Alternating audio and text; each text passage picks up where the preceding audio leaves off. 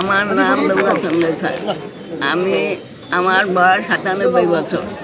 আমি অনেক দিন আগ পর্যন্ত ভোট দিচ্ছি এবং আমি ভোটের এজেন্টের কাজ করছি। এখন আমি আধা অসুস্থ, আধা অসুস্থ আছি। সেই অবস্থায় আমি কষ্ট করে আমি মনোনয়নপত্র থেকে আমি ভোট দিয়ে গেলাম।